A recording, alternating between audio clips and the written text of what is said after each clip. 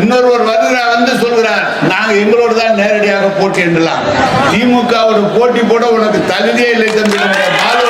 எங்களை எல்லாம் வாயை கட்டி போட்டு மேடையில் ஏற்றிட்டாங்க. தயவு செய்து சொல்றாங்க. எனவே ஒரு பக்கம் பார்த்தால் இந்த திமுகவை அழிப்பதற்காக ஒன்றிய அரசு எவ்வளவோ காரியங்களை எடுக்கிறது, எவ்வளவோ முன்னெடுப்புகளை எடுக்கிறது, நிதி நெருக்கடியை உண்டாக்குறது. எந்த நிதியும் தமிழ்நாட்டுக்கு கொடுக்காமல் நிதி நெருக்கடியை உண்டாக்கி ஒரு கெட்ட பெயர் உண்டாக்க வேண்டும் என்று அவர்கள் செய்து கொண்டிருக்கிறார்கள்.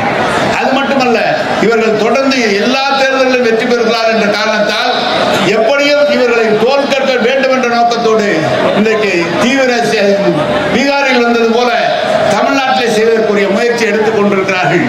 உங்கள் பாஜக ஒன்றிய அரசாக இருந்தாலும் ஏற்கனவே ஆண்டவர்களாக இருந்தாலும் உங்கள் பாஜக எதுவும் திமுகவிடம் செல்லாது என்பதற்கு உதாரணம் தான் நம்முடைய முதலமைச்சர். அவர் சொல்கிறார், இன்றைக்கு மத்திய அரசு நாம் தருகிற பங்கு தொகை என்பது 9.2%. தமிழ்நாட்டின் சார்பாக ஒன்றிய அரசுக்கு நாம் தருவது 9.2%. அவர்கள் நமக்கு திருப்பி தருவது 4.7%. அதிலேயே 5% குறை இருக்கிறது. அது தராமல் தொடர்ந்து கல்விக்கு நிதி தருவதில்லை, ஜல்ஜீவன் குடிநீர் திட்டத்துக்கு நிதி தருவதில்லை. இன்னைக்கு புதிய கல்விக் கொள்கையை கொண்டு வந்து இந்தியாவில் இருக்கிற அத்தனை கல்லூரிகளிலும் சிறந்த கல்வி இருக்கிறது என்றால் 100 கல்லூரிகள் 100 பல்கலைக்கழகங்கள் இருக்கிறது என்றால் தமிழ்நாட்டிலே 10 பல்கலைக்கழகங்கள் இருக்கிறது. கல்வித்துறையில, மருத்துவத்துறையில, இன்றைக்கு குடிநீர் வழங்குவதிலும் உள்ளாட்சி துறையிலும் நம்முடைய முதலமைச்சர் போல் செயல்பட்டவரை நான் பார்த்ததில்லை. நான் கலைஞரிடம் கிட்டத்தட்ட 15 ஆண்டு காலம் நாங்கள் அமைச்சராக இருந்தவர், கலைஞரோடு 3 முறை அமைச்சராக இருந்தவர். நம்முடைய முதலமைச்சர் இவ்வளவு நெருக்கடி வந்த போது இந்த ஆட்சியை வெகு சிறப்பாக நடத்தி கொண்டிருக்கிறார்கள். அவரை பார்த்துதான் ஒருவர் சொல்கிறார், என்ன செய்திருக்கிறார் என்று கேட்கிறார்.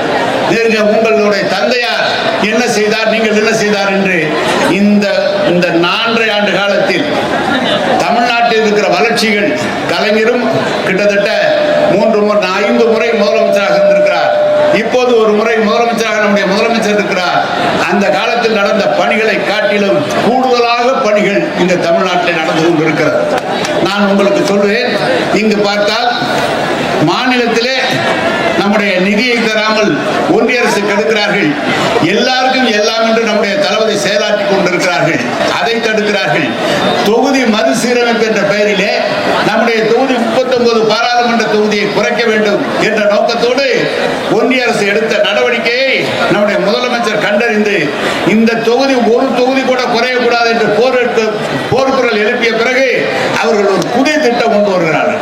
மொத்தம் 780 பாராளுமன்றமாக ஆக்குவது, நமது தொகுதிக்கு நமக்கு மட்டும் அதிகமான வாக்குகளை 39 தொகுதியை வைத்துக் கொண்டு மற்ற மாநிலங்களிலே 700 கிட்டத்தட்ட 80 150 தொகுதியாக மாற்றுவதாகலாம் அவர்கள் கொண்டு வந்தார்கள்.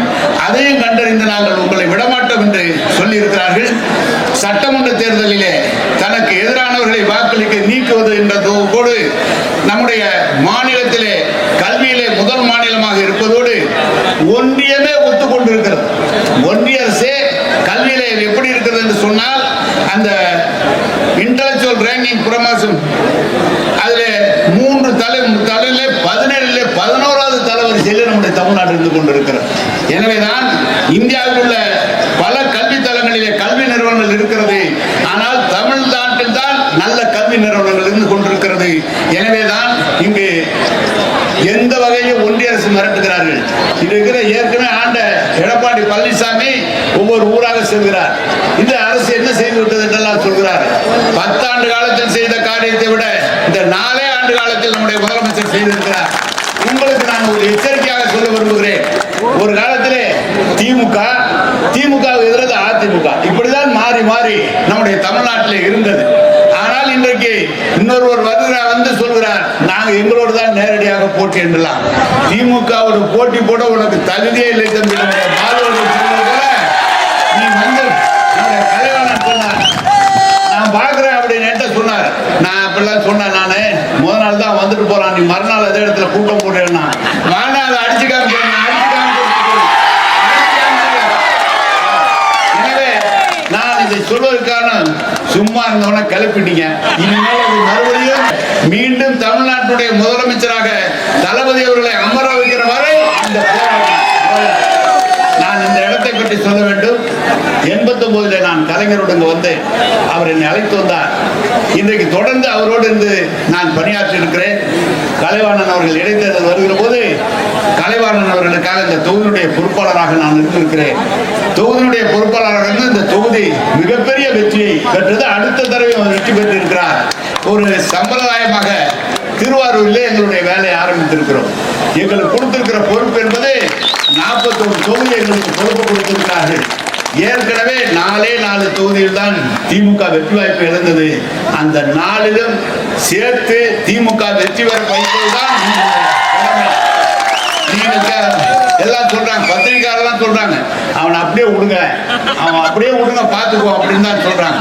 எனவேதான் இங்க இருக்கிற நான் நம்முடைய கழக தோழர்களுக்கும் பொதுமக்களுக்கும் சொல்கிறேன், இது போல ஒரு சிறந்த முதலமைச்சரை, நான் அமைச்சராக இருக்கிறேன் என்பதற்காக நான் சொல்லவில்லை, இது போல இருக்க ஒரு சிறந்த முதலமைச்சரை இனி இந்த நாடு காண்பது என்பது அரிது. இவரை விட்டு விடாதீர்கள். தமிழ்நாடு வளர்ச்சிக்கு இவர்தான் சரியானார். நீங்க வேற யாராவது வந்தா நீங்க பாத்தீங்கன்னா பழனிசாமி எல்லாம் முதலமைச்சரா இருந்தார்.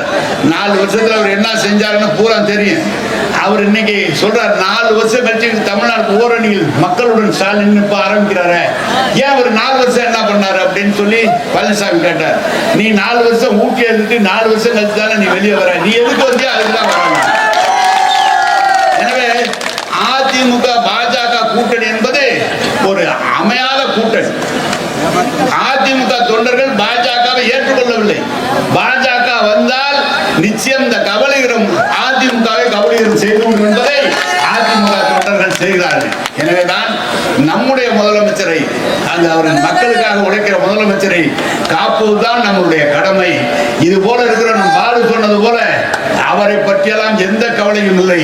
நிச்சயமாக இந்த டெல்டா பகுதி என்பது கழகத்தினுடைய கோட்டை, அதுவும் திருவாரூர் என்பது மிக கோட்டை.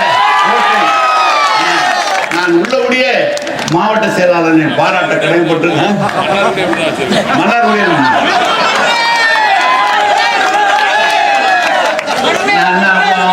அவரை முடிச்சுட்டு தானப்பா ஓட்ட வரணும்.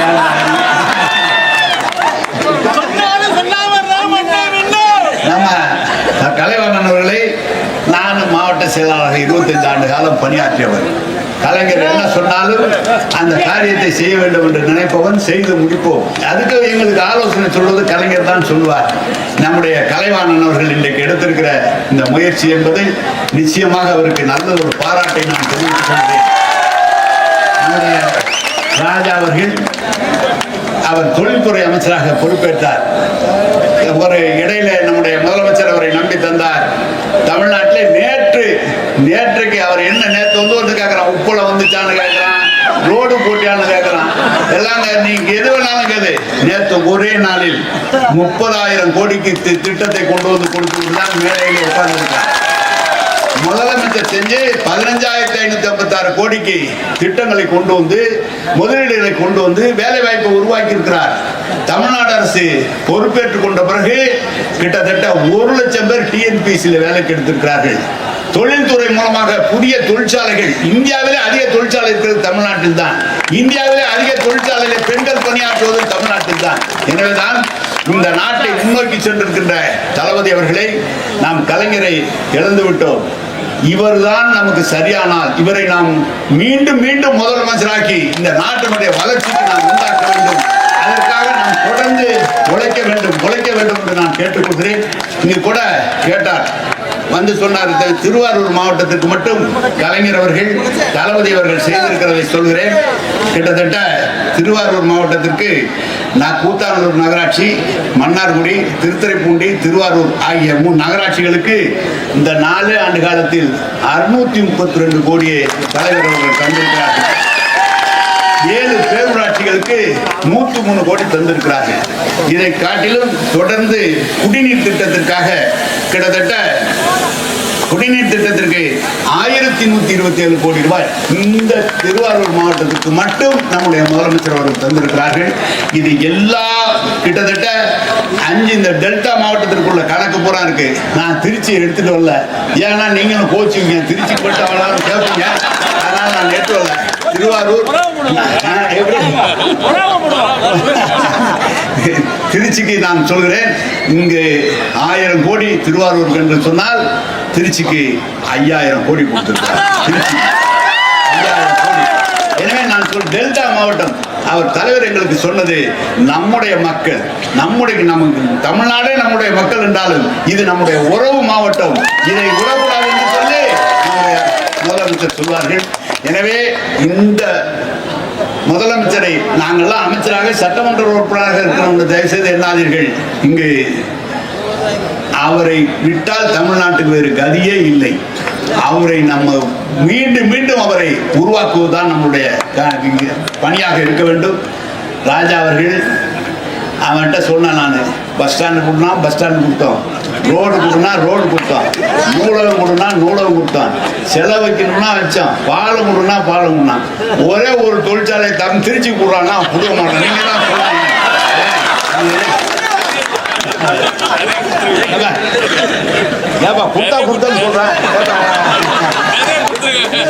எனவேதான் நம்முடைய கழகாட்சி என்பது சிறந்த ஆட்சி. அதனுடைய தலைவர் எங்களை எல்லாம் வாயை கட்டி போட்டு மேடையில் ஏற்றிட்டாங்க. தயவு செய்து சொல்றாங்க.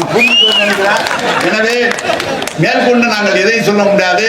ஆனால் இந்த இயக்கத்தை கட்டி காப்பது, தலைவருக்கு உறுதுணையாக இருப்பதுதான் நம்முடைய தலையாய கடமை என்று சொல்லி நாம் எல்லாம் உறுதிமொழி ஒன்று எடுத்துக்கணும்.